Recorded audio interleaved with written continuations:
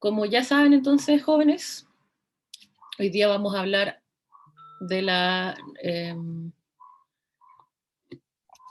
espera, que no veo nada con el... Ahí sí. Vamos a hablar de la fecundación, que va a ser el proceso en el cual se van a fusionar los dos gametos para dar origen al cigoto, que va a ser la célula inicial del nuevo organismo, ¿sí? Como también saben, desde el cigoto vamos a desarrollar un nuevo organismo completo. El video que están viendo, que espero que se vea continuo, está disponible, es un video de un proyecto chileno, está disponible y tiene la explicación con súper harto detalle de fecundación en mamíferos. Nosotros en esta clase vamos a usar dos ejemplos de fecundación. Vamos a usar no solo el ejemplo del ratón como ejemplo del mamífero, sino también vamos a usar un ejemplo de un invertebrado que va a ser el erizo de mar. Y vamos a comparar algunos elementos de la fecundación en ambos organismos, ¿ya? Para eso, bueno, también vamos a, esta es la parte que probablemente no alcanzaron a hacer, vamos a tener tipos de fecundación interna y externa. La fecundación interna es la que más conocen, en el cual los gametos van a ser insertos al interior del cuerpo, generalmente del tracto reproductivo de la hembra, y dentro del tracto reproductivo van a alcanzar el óvulo y fusionarse con el óvulo. Pero también vamos a tener ejemplos de fecundación externa, en los cuales los gametos son liberados, si bien hay cópula, o hay una conducta de apareamiento, los gametos, esta conducta de apareamiento lo que va a ser inducir la liberación de los gametos al medio, y en el medio los gametos van a ser fecundados, como podemos ver acá con estos dos bufos. Y bueno, además les muestro acá un ejemplo entretenido, porque no solo está fecundando, en el fondo no está solo un organismo metiéndole los gametos al otro, sino que acá hay un caso de hermafroditismo en el cual la porción hembra de un organismo va a recibir los gametos masculinos de la porción masculina del otro, pero a su vez también va a estar metiendo los gametos masculinos al otro organismo. Hay una doble fecundación acá. ¿Qué tipo de fecundación creen que es esta? ¿Interna o externa? ¿Lo de los gusanos? Sí, la de las lombrices, sí. ¿Interna?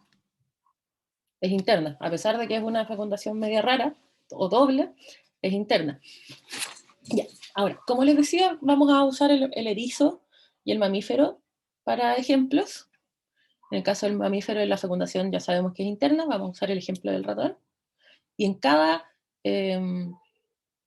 diapo que estemos hablando del ejemplo del ratón, van a ver este mismo logo en la esquina para que no se me pierdan. Y en el caso del erizo, la fecundación es externa, y vamos a tener este erizo como signo cuando estemos hablando de eso, para que no se me pierdan con las diapas, porque creo que a veces las pongo un poco densas. Ahora, para poder avanzar en esto, vamos a tener que hacer un breve recordatorio de la estructura de los gametos. En el espermatozoide vamos a tener una cabeza donde va a estar este núcleo altamente condensado con un citoplasma casi inexistente y un acrosoma. Vamos a tener la parte medial, que va a tener el axonema, es decir, la base del flagelo, de los microtíbulos que van a conformar el flagelo. Acá vemos el centriolo que va a estar organizándolos. Y luego el flagelo, que va a ser esta cola mótil conformada por esta estructura axonémica, que son una organización de dupletes de microtúbulos. En el caso de la cabeza, vamos a ver en el detalle, en el caso del erizo, si miramos la cabeza, vamos a tener acá el núcleo altamente condensado. Esta es la membrana plasmática del espermio, y vamos a tener una vesícula llamada la vesícula acrosómica o el acrosoma, que es una vesícula llena de proteasas, de muchas, muchas, muchas enzimas digestivas. En el caso del erizo y otros invertebrados, además vamos a tener esta estructura que vemos acá en rojo, que va a ser el proceso acrosómico, que va a ser un cúmulo de actina globular, que durante el proceso de la fecundación va a polimerizar y se va a extender como un dedo y se va a llamar proceso acrosómico. Proceso no como algo que está ocurriendo, sino que proceso como una extensión, ¿sí? Este proceso acrosómico no va a estar en los mamíferos. En los mamíferos vamos a tener el acrosoma, es decir, esta vesícula, que acá se ve en verde, pero sin esta estructura de actina globular por debajo, que es el proceso acrosómico. Acá también vemos el núcleo, de igual manera también está la parte media con los centriolos en la base, el axonema y las mitocondrias enrolladas en torno al flagelo para poder alimentarlo. Y eso. Como sabíamos, estos van a ser formados en los túbulos seminíferos. En los túbulos seminíferos llegábamos a armar espermátidas, que luego iban a perder parte de su citoplasma y se iban a ir modificando para armar el espermatozoide. Pero este espermatozoide, no sé si se acuerdan, no estaba completamente listo para la fecundación hasta que ingrese al tracto femenino. En el tracto femenino ocurre el último proceso de maduración del espermatozoide, que va a ser el proceso de capacitación. ¿Qué va a pasar? En el tracto reproductivo femenino van a haber sustancias que van a promover los últimos procesos que ocurren en el espermatozoide. Entre estas van a haber iones de bicarbonato que van a activar una cascada, mediante AMP cíclico, que va a involucrar la pérdida de proteínas y carbohidratos y la remoción de colesterol en la membrana. Esto va a permitir que las propiedades de la membrana se modifiquen un poco de forma tal que pueda fusionarse después con la membrana del óvulo. En el caso, además del erizo, los espermios del erizo no son mótiles, es decir, no se mueven todavía hasta que son liberados al agua. Ahí el contacto con el agua va a activar su motilidad, y además esta motilidad, a medida que se va acercando al óvulo, va a ir aumentando mediante moléculas que están siendo liberadas por la parte externa del óvulo.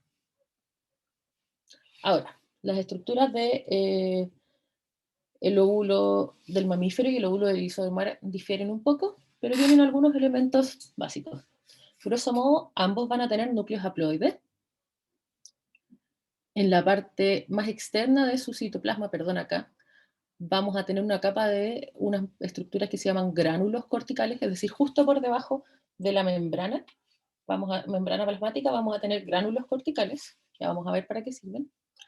En ambos casos vamos a tener una rica matriz extracelular, acá y acá que se ve en rojo. Esa rica matriz extracelular, en el caso del mamífero se va a llamar la zona pelúcida. En el caso de el erizo de mar se va a llamar cubierta vitelina. Y ambas van a tener proteínas y glicoproteínas de reconocimiento intraespecífico o especie específico. Es decir, van a ser las proteínas, las glicoproteínas, que van a permitir que se seleccione y que puedan ingresar solamente los espermatozoides de la misma especie, para evitar fecundaciones híbridas, ¿cierto? Y después de esta capa glicoproteica, que va a ser la cubierta vitelina en el erizo y la zona pelúcida, que acá se nota poco, pero es esta de acá, en el lóbulo del mamífero, vamos a tener una cubierta extra. Esta sí va a diferir harto entre el mamífero y el erizo de mar. En el caso del mamífero, esta cubierta extra van a ser las células del cúmulo o las células granulosas que quedaron adheridas. ¿Se acuerdan que les he dicho que iban a quedar adheridas? Mientras que en el caso del erizo de mar, no van a ser células, sino que va a ser una cubierta, una capa gelatinosa. Si lo piensan, el erizo de mar va a liberar sus óvulos al agua. Y eso podría ser al agua de mar, lo cual podría desecarlo. Entonces esta capa gelatinosa lo va a proteger de la desecación de la deshidratación más bien, que habría ocurrido por osmosis, y además va a tener varias moléculas atractantes que van a permitir que los gametos masculinos encuentren a estos óvulos, porque acuérdense que están siendo liberados al mar, van a ser atraídos por diferentes moléculas atractantes que van a estar en la capa gelatinosa. ¿Estamos más o menos claros hasta ahí? Seguimos entonces. Como les decía, bueno, acá tenemos otra imagen en que se notan un poco más claras las partes. En el caso del ratón teníamos la zona pelúcida, las células del cúmulo, y abajo vamos a tener gránulos corticales justo abajo de la membrana plasmática. Acá vemos con más detalle la zona pelúcida. Si se fijan, la zona pelúcida es un entramado de glicoproteínas. Estas glicoproteínas se van a llamar ZP1, ZP2 y ZP3 y van a tener un rol importante en el reconocimiento del espermatozoide y en la unión del espermatozoide. Y en el humano, de hecho, además vamos a tener una extra que va a llamarse la ZP4. Otro detalle importante que vamos a ver en el ovocito del mamífero es que aparte de la célula pelúcida, que es lo que estamos viendo acá en esta microscopía electrónica de barrido, si pelamos la célula pelúcida y vemos la membrana, si se fijan, la membrana tampoco es lisa, la membrana va a estar eh, cubierta de microvellosidades. Y estas microvellosidades van a también participar en la adhesión del ovocito, del espermatozoide al ovocito. Ya, ahora vámonos a la fecundación en sí. Vamos a poder dividir los procesos de la fecundación en 4 etapas principales. Una etapa de contacto y reconocimiento entre los gametos. Una etapa de ingreso del gameto, cómo se va a fusionar las membranas de estos gametos para que pueda ingresar. Y en este caso también vamos a tener un proceso de bloqueo de la poliespermia, de un bloqueo para evitar que más espermatozoides ingresen al óvulo.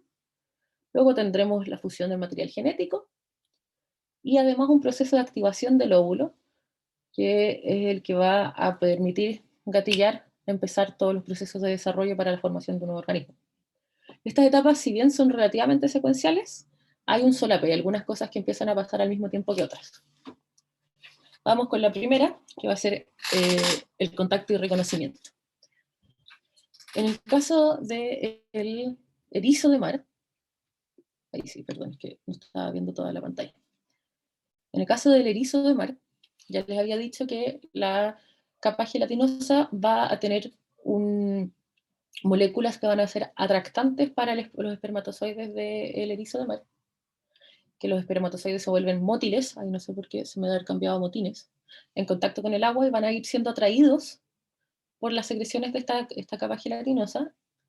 Este proceso de atracción a sustancias químicas y movimientos a sustancias químicas se llama quimiotaxis. Entonces van a ser atraídos hacia el óvulo, y una vez que entran en contacto con esta matriz gelatinosa, elementos de la cubierta gelatinosa van a gatillar una reacción, que es un proceso muy importante, que se llama la reacción acrosómica. Si nos metemos en detalle, la reacción acrosómica va a ser la liberación de los contenidos del acrosoma, porque va a haber una fusión de esta vesícula, va a haber una exocitosis de estos contenidos. Y además se va a generar la extensión del proceso acrosómico que les había dicho que estos tipos de gametos tienen, que esta actina globular que va a estar acá va a polimerizar de forma tal que se proyecte como un estilete o como un dedo. Se me olvidó ese detalle. La liberación de las enzimas va a, bueno, ser muy importante porque estas enzimas van a ir digiriendo la cubierta gelatinosa de forma tal que el espermatozoide pueda acercarse hacia la membrana del óvulo. ¿Y quién induce en este caso la reacción acrosómica? Van a ser unos polisacáridos que van a estar en esta cubierta. Y algo interesante de estos polisacáridos es que son polisacáridos que se ha visto que son específicos para cada especie. Entonces son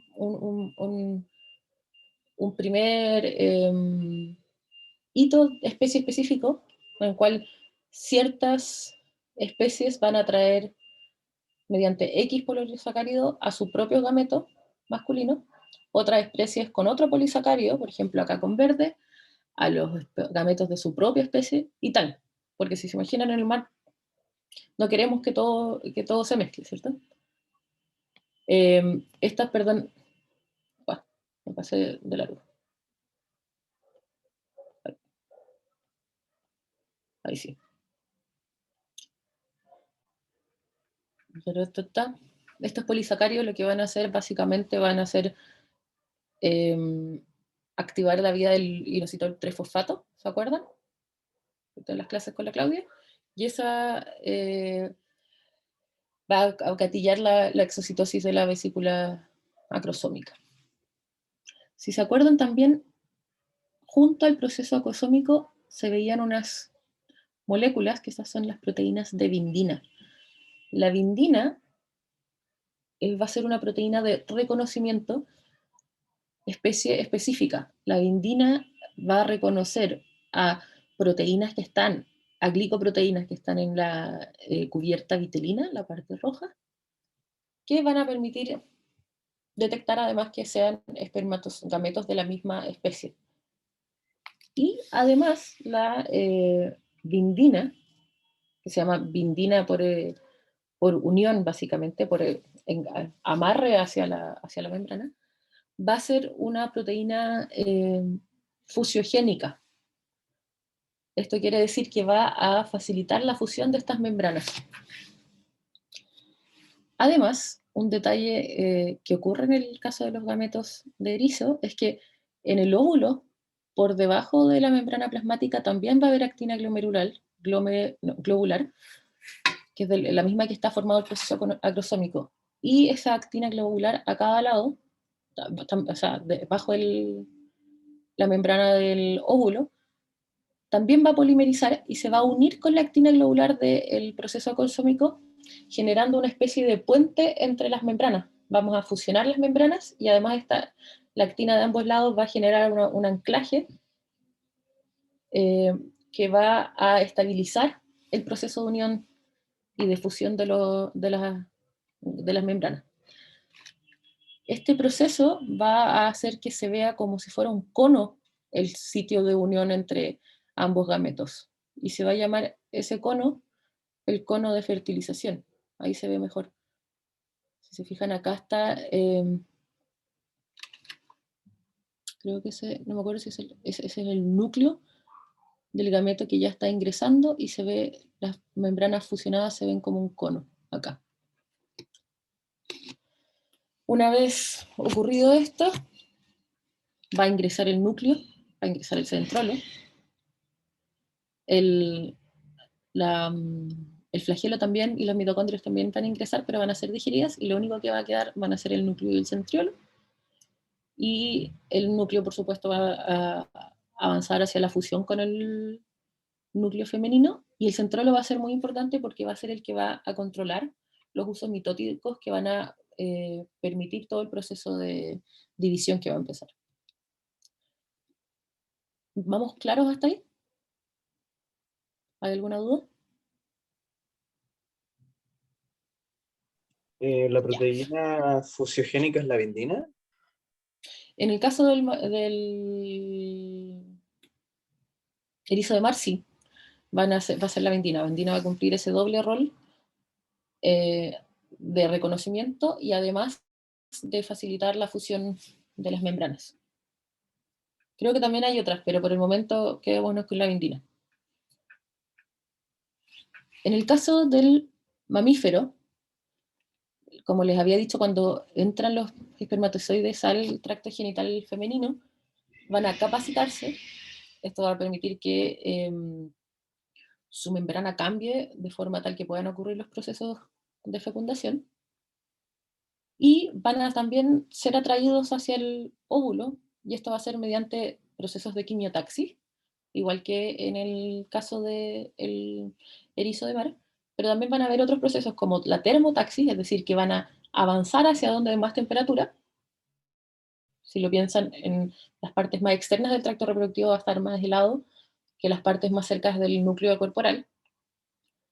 Y además de reotaxis, es decir, hay flujo, en general el flujo va a ir hacia el exterior del tracto femenino, y ellos se mueven un poco en contra de ese flujo. Eso va a permitir que los espermios avancen por el tracto femenino hacia el útero hacia el útero y los oviductos en el caso de los humanos. En el caso de los ratones es diferente la forma, pero siguen avanzando en el fondo por el tracto hacia donde están los óvulos. En este caso se van a meter entre medio de, o sea, pues, imagínense que estas amarillos son las células del cúmulo o las células del el folículo, es lo mismo, las células de la granulosa. Acá no necesitan degradarlas, simplemente se meten entre medio de las células del cúmulo, y la reacción acromosómica va a empezar después de la unión de proteínas en el espermatozoide con las proteínas de reconocimiento de la zona pelúcida, es decir, con las ZP. Entonces, como les decía, en la zona pelúcida teníamos muchas proteínas, ZP1, ZP2, ZP3, y cuando el espermatozoide hace contacto con la zona pelúcida, en particular con la ZP3, va a generarse el reconocimiento de especie específica y se va a gatillar la reacción acrosómica. La reacción acrosómica va a ser similar, va a haber una exocitosis de las diferentes, del contenido acrosómico de las diferentes, me fue blanco, de las diferentes proteasas, y estas proteasas van a ir degradando las glicoproteínas que hay en la zona pelúcida para que el espermatozoide pueda acercarse hacia la membrana celular. Por último, una vez que se acerca a la membrana celular, va a existir la fusión de la membrana del espermatozoide con la membrana del óvulo. Como pueden ver, acá se ven las microvellosidades que les había hablado. Si se fijan, están cubriendo o sosteniendo en parte en la cabeza del espermio. Esto es una microscopía electrónica de barrido artificialmente colorizada. Y acá vamos a tener nuevamente proteínas de fusión en la membrana del espermio y proteínas de reconocimiento en la membrana del óvulo. Estas proteínas de reconocimiento también van a ser un paso de reconocimiento especie específico, es decir, de evitar, de solo permitir que los espermios de la misma especie, o bueno, en algunos casos de especies muy, muy, muy, muy cercanas, puedan comenzar el proceso de fusión. El proceso de fusión, si se fijan, el espermio de mamíferos se dispone acostado, no es como ese cono de fertilización que habíamos visto en el caso del erizo, y se empieza a fusionar, e ingresa todo el espermio, se separa la cola del núcleo y el centrosoma, y el flagelo se va a, o sea, y el centriolo, y el flagelo se va a degradar. Ahora, ya logramos la etapa de reconocimiento y contacto de las membranas. Vamos a tener ahora una etapa muy importante que va a ser el bloqueo de la poliespermia. ¿Por qué creen que necesitamos bloquear y evitar que haya que ingrese más de un núcleo, o sea, de un espermatozoide al óvulo, que sería la poliespermia, muchos espermios? ¿Qué creen que puede ser negativo de que entre muchos espermios?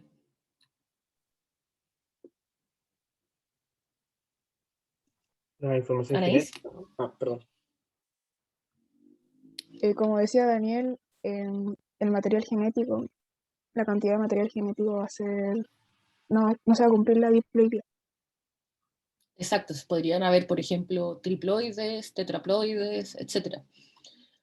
Ese es precisamente el problema. Además, si se acuerdan, yo les dije que el centriolo entra junto con el núcleo.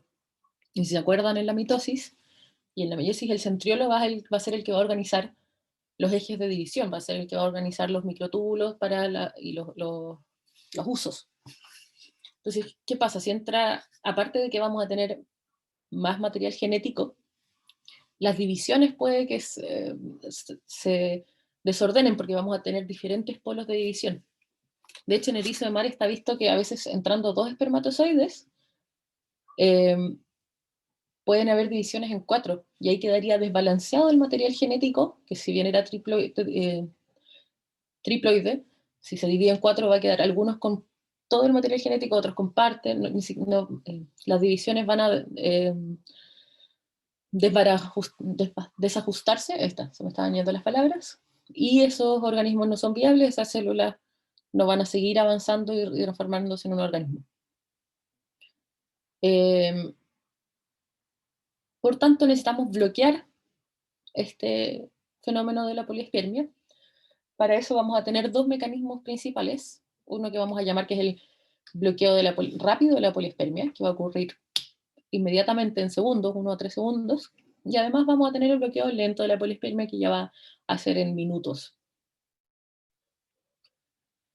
El bloqueo rápido de la poliespermia solo va a ocurrir en invertebrados, en algunos invertebrados, y tiene que ver con un cambio de la polaridad de la membrana. Si se acuerdan de las clases con la Claudia, en ocasiones los gradientes de iones a un lado y otro de la membrana van a implicar un gradiente electroquímico. En el caso de los... Ahí sí. En el caso de los óvulos de erizo, la diferencia eléctrica, la diferencia de voltaje entre el interior y el exterior de la membrana va a ser de más o menos, vamos a tener una diferencia de voltaje de menos 70 milivolts. Cuando entra el primer espermatozoide, lo que va a ocurrir es que se van a abrir unos canales de calcio. Como se abren canales de calcio, estamos en el mar, van a entrar iones de calcio, o sea, siempre digo calcio, de sodio. Por favor, háganle caso ahí a lo que dice el PowerPoint. De sodio, como van a entrar iones positivos, va a ir cambiando el potencial de membrana y va a equilibrarse, ¿cierto? Si abrimos los canales de calcio, sodio.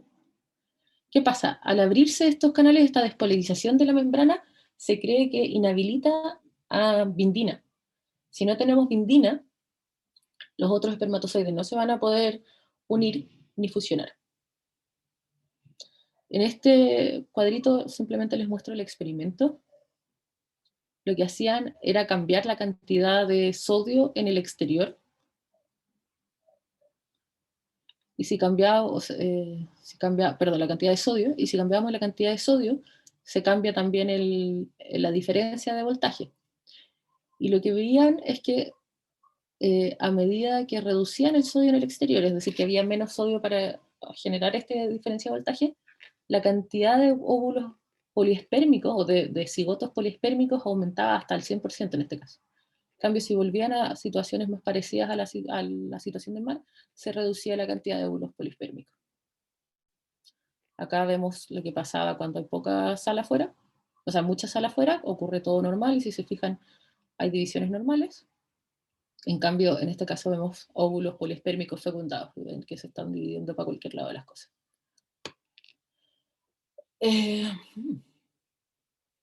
Una vez que ingresa el óvulo, espérame un segundo, ya sí. Una vez que ingresa el espermatozoide, además se gatilla un proceso que es conocido como la onda de calcio. El ingreso del espermatozoide va a gatillar cascadas asociadas a la fosfolipasa C en el interior del óvulo. Catalina, dígame. No, profe, es que no encontraba las imágenes de ratón y erizo. Y quería saber en dónde se producía la onda de calcio, pero creo que se producen los dos. En todos los ¿Queda más animales. claro? Sí, Ya, gracias. perdón. En la mayoría de las especies, sí, es que el bloqueo rápido de las polispermias solo va a ocurrir en erizo, pero ahora vamos a seguir con los procesos comunes. Gracias por hacérmelo notar. Les puse acá abajo a ambos, pero no... Qué bueno que estás usando el recurso. Apenas entra el espermatozoide, van a gatillarse vías celulares, tanto en el erizo como el ratón, que van a generar la liberación de calcio desde el retículo. ¿Se acuerdan que el retículo era un lugar de almacenamiento de calcio dentro de la célula? Si bien las formas en las que se gatilla esto son levemente diferentes, en el caso del ratón el mismo espermatozoide tiene unos factores solubles que van a activar la PLC, la fosfolipasa C. En el caso del erizo, tenemos que la misma vindina se va a unir a un receptor que va a gatillar la fosfolipasa C. El efecto va a ser el mismo, va a ser que van a ir abriéndose los retículos, los diferentes retículos, o sea, el diferente sistema de retículos a lo largo de todo el óvulo, y se va a ir liberando calcio. Acá esto tenemos pintado en azul, o sea, perdón, en una escala de colores que muestra dónde hay mayor concentración de calcio. Por acá ingresó el espermio, y si se fijan, se va generando una onda de calcio, va liberando ese calcio a lo largo de toda la célula, de forma tal que toda la célula recibe este segundo mensajero. ¿Recuerdan que el calcio actuaba como un segundo mensajero? El calcio acá actuará como segundo mensajero para gatillar un montón de procesos. Acá vemos lo mismo, pero en mosca, la estructura del óvulo de mosca es bastante particular, por eso vemos este avance de la onda de calcio de forma diferente. Va a generar, por un lado, la reacción cortical, que va a ser el bloqueo lento de la polispermia, y por otra parte va a empezar también la activación del óvulo, que vamos a ver un poco más adelante, que es el generar en el óvulo los cambios necesarios para que ocurra el inicio de la vida del próximo organismo y pueda empezar a transformarse en un cigoto. Sigamos con el bloqueo lento de la polispermia. Era necesaria la onda de calcio porque va a activar el bloqueo lento de la polispermia. Si se acuerdan, les había mencionado que en ambos óvulos, por debajo de la membrana plasmática, habían unos gránulos corticales. Los gránulos corticales van a ser pequeñas vesiculitas que van a tener en su interior múltiples moléculas, mucoproteínas, glicoproteínas y muchas enzimas, que van a tener una función de proteasas, y lo que van a hacer es, llega la onda de calcio y se van a ir liberando estos gránulos corticales, por eso se llama reacción cortical. Esto va a ocurrir en los primeros minutos después de la fecundación, y estas proteasas lo que van a hacer es van a ir clivando, recortando, segmentando las proteínas o glicoproteínas de reconocimiento. En el caso del mamífero, entonces la ZP3, la ZP2 se van a romper, y si no hay ZP3, no va a haber reconocimiento entre el espermatozoide y ¿cómo se llama esto? El óvulo. Si no se gatilla esta unión, tampoco se va a gatillar la reacción actosómica que va a permitir digerir la zona pelúcida. En el caso del erizo es más o menos parecido. Se va a permitir el rompimiento de las diferentes moléculas de unión. En el fondo, por ejemplo, acá los receptores de vindina que están en el óvulo. Y en el caso del erizo, además de esto, van a haber esta ruptura de proteínas, va a aumentar la osmolaridad. También se van a liberar mucosacáridos, que también son unos azúcares que también van a aumentar mucho la osmolaridad. Y ese aumento de la osmolaridad lo que va a hacer es que entre líquido entre medio, acá está entrando el líquido entre medio de la cubierta de gelatina y la membrana celular, y se va a generar esta separación. Si se fijan acá, entró líquido y se separó la membrana celular del exterior del fondo de la cubierta vitelina y de la capa gelatinosa. Además, estas enzimas lo que van a hacer es que el exterior se endurezca. Entonces, además la capa gelatinosa se va a quedar cubierta de una proteína que se llama hialina y va a quedar dura. Entonces, por un lado, no vamos a tener las proteínas de reconocimiento, se nos va a endurecer todo el exterior y además se va a generar esta separación. Y todo esto se llama la cubierta hialina, porque tenía esta proteína que les digo que se llama hialina, que no va a permitir ni la unión de los espermatozoides ni tampoco el ingreso. ¿Vamos claro?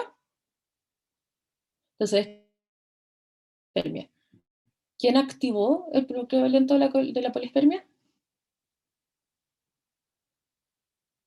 Las ondas de calcio. El calcio precisamente como segundo mensajero, la onda de calcio. Ya, vamos casi terminando, jóvenes, así que ánimo que ya estamos. Profe, Eh, ya estamos en marzo, ¿Cómo? que estamos en la hora, nos va a dar recreo, ¿no? Los 15 minutos que hay Eh, entre una sesión y otra. yo creo que lo mejor es que pausemos apenas terminemos. ¿O prefieren, cómo están? ¿Prefieren pausar ahora? Nos quedan como nos quedan 6 diapos. Podemos terminar ahora y después hacer recreo antes de la próxima hora o seguir y tener recreo ahora. ¿Qué prefieren ustedes?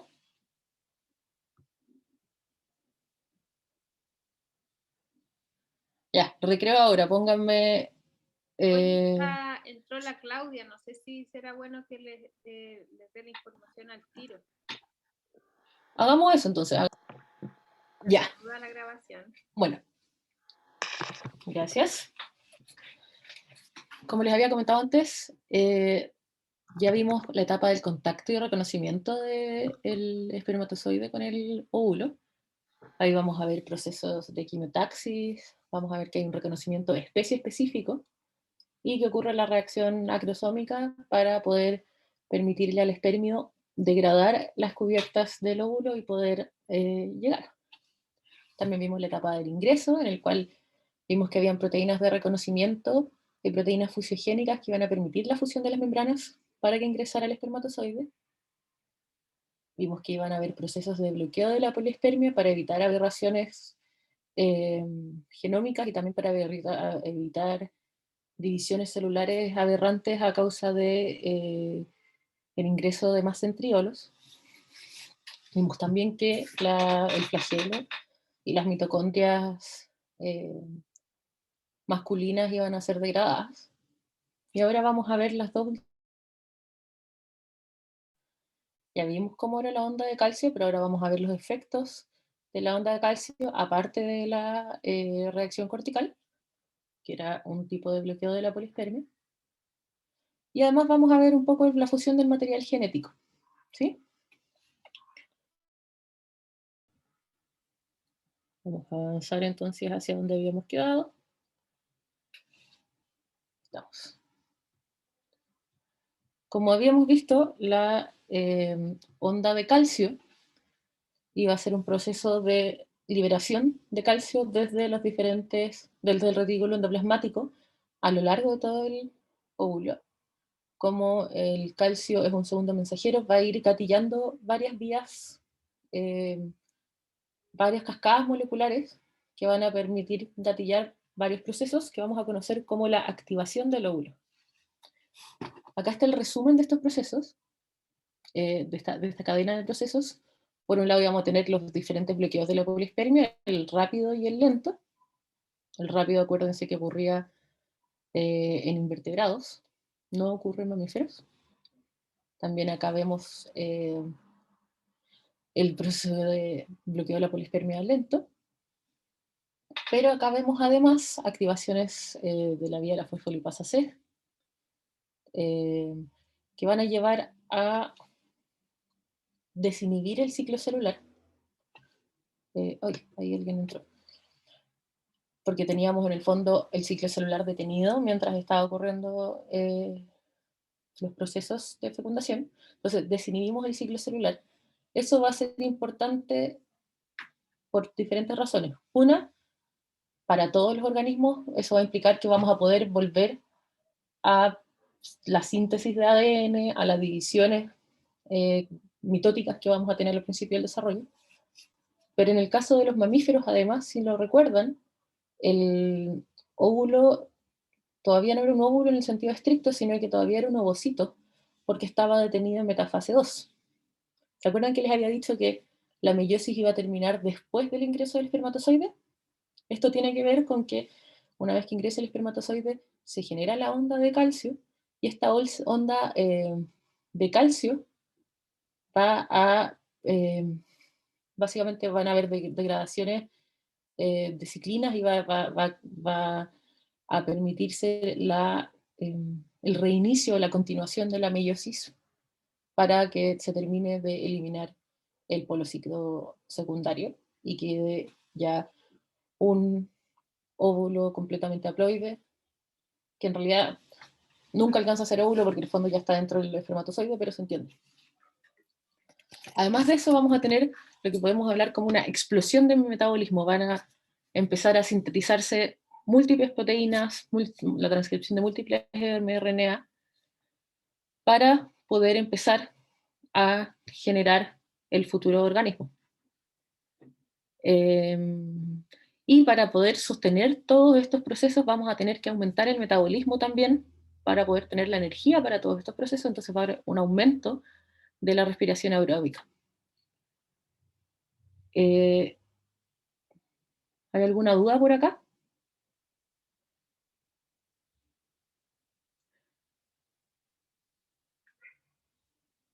¿No? Ya. Por último, lo que vamos a tener en el caso del... Uy, se me ha ido cayendo la gente, parece. En el caso del mamífero, más o menos a los 12 horas. En el caso del... Uy, perdón, es que están entrando mucha gente que Yo parece lo que había quedado admito. fuera. Sara, Ya. yo lo admito, tú dale nomás. Ya. En el caso del mamífero, upa,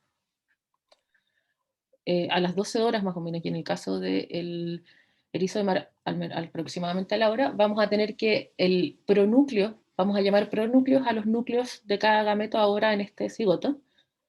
El pronúcleo del espermatozoide, que si se acuerdan era un material genético altamente condensado, un núcleo altamente condensado, gracias a quinasas que están dentro del óvulo, las quinasas del óvulo van a modificar las histonas que tenía el material genético del pronúcleo masculino, permitiéndole que se descondense el centriolo del pronúcleo masculino, el centriolo, perdón, del gameto masculino, va a disponerse de forma tal, entre medio de ambos pronúcleos, de forma tal que va a generar áster, o sea, usos que van a permitir el acercamiento de ambos pronúcleos para poder lograr la fusión.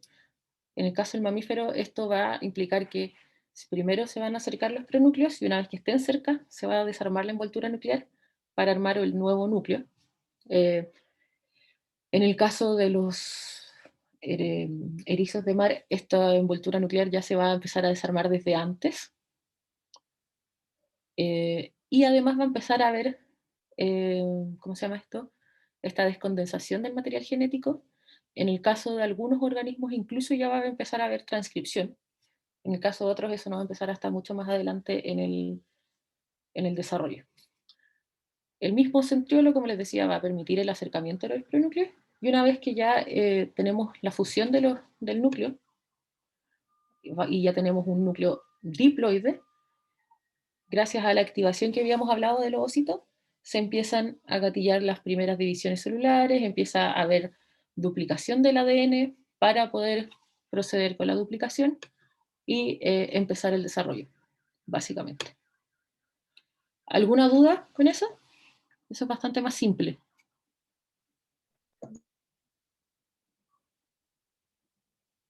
¿No? Entonces, en resumen, vamos a hacer una pequeña comparación entre la fecundación del erizo y el ratón, para que, ojalá vayan participando, para que resumamos la materia de esta clase, ¿sí? En primer lugar, ¿cómo va a ser la fecundación del erizo de mar? ¿Interna o externa? Externa. Externa, re bien. ¿Y la del ratón? Interna. Ahora, ¿se acuerdan de alguna de las diferencias en la estructura de los gametos entre el erizo de mar y el ratón? Por ejemplo, ¿alguna diferencia en el óvulo? El erizo de mar tenía como cuerpo gelatinoso. Y el del ratón estaba cubierto Exactamente. por células. Exactamente. En el caso del erizo de mar tenía una capa gelatinosa, súper importante para poder aguantar el agua salada del mar. Y en el caso del ratón teníamos una capa de células que eran las células del folículo o la granulosa, o incluso a esta altura ya hablamos del cúmulo, que es un cúmulo de células. ¿Qué diferencias teníamos en el caso del espermatozoide del erizo de mar? Teníamos un proceso en particular que no estaba en el del ratón.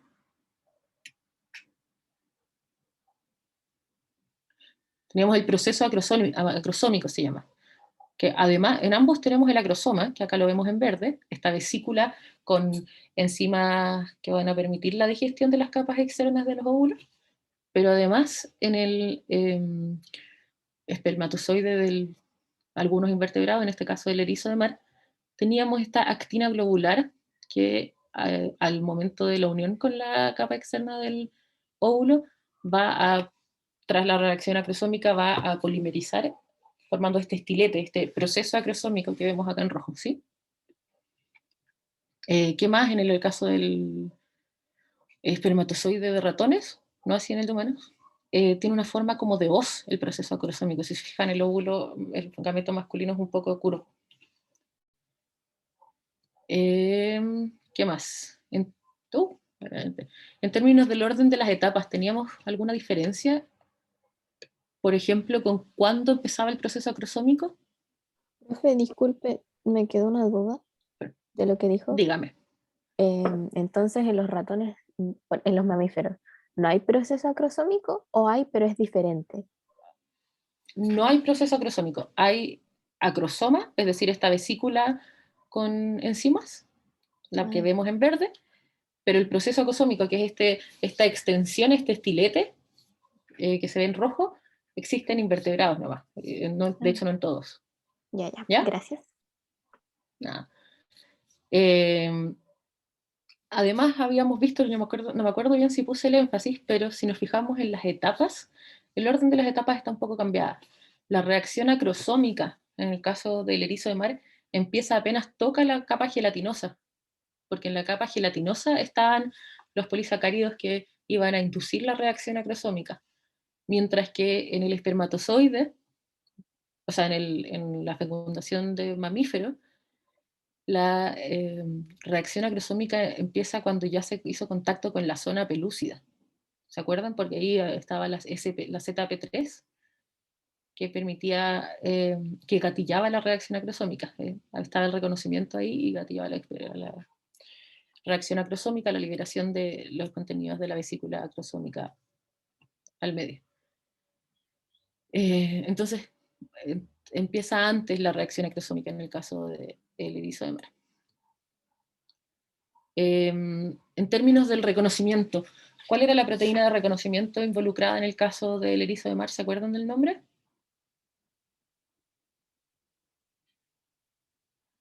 Si saben inglés, probablemente el nombre sea más intuitivo. ¿Vitelina, algo así? Bindina. Bindina. Y en el caso del ratón, la proteína va a ser la ZP3 en el caso de la membrana de la zona pelúcida, y algunas proteínas de reconocimiento que hay en el espermatozoide de la célula. Además, en el bloqueo de la polispermia habían elementos en común, pero también habían diferencias. ¿Qué tipo de bloqueo de la polispermia tenían ambos organismos?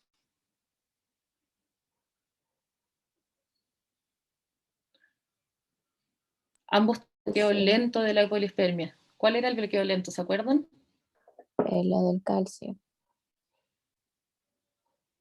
El calcio lo gatillaba, pero ¿qué es lo que pasaba con el bloqueo? ¿Qué es lo que permitía que se bloquearan? Habían unas estructuras que se iban a liberar, unas estructuras del óvulo. El bloqueo lento iba a ser la liberación de los gránulos. Exactamente, la liberación de los gránulos corticales. Y eso lo hacían tanto el ratón como en el erizo de mar ocurría, ¿cierto? Y en el erizo de mar, además, estaba el bloqueo rápido, que ¿se acuerdan qué era lo que pasaba?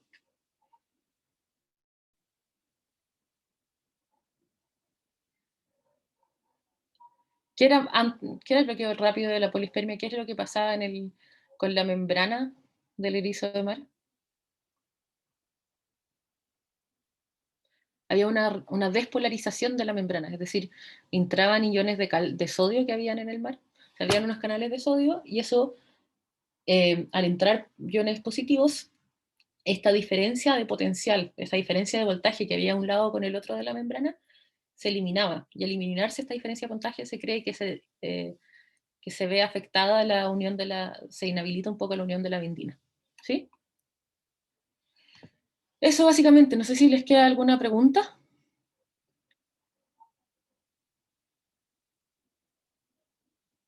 Supongo que no. Cualquier cosa igual pueden escribirnos con las preguntas, probablemente después de la prueba puedan ponerse ya a pescar un poco más esta materia. Como siempre, los invito a guiarse por el Solomon. Lamentablemente para esta clase y para la siguiente el Solomon queda corto, así que pueden complementar, aparte de con cosas como Khan Academy, que son bastante completas. En términos de textos, el Gilbert de Biología del Desarrollo es el texto que más les sirve, pero tengan mucho cuidado, complementen con el Gilbert, pero el Gilbert es mucho más profundo, ¿ya?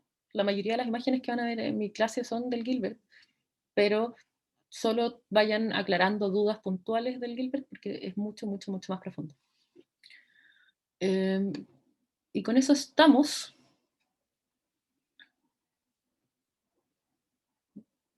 Espera que ahora me perdí. El chat, no, el chat es viejo. Y ahora podemos pasar, no sé si la Claudia sigue por acá, pero a ver si es que todavía tienen dudas de la materia de la unidad de biología celular para la prueba. Oye, entonces voy a detener esta grabación, pues, y ustedes siguen con la ayudantía, ¿no? Perfecto. Y yo me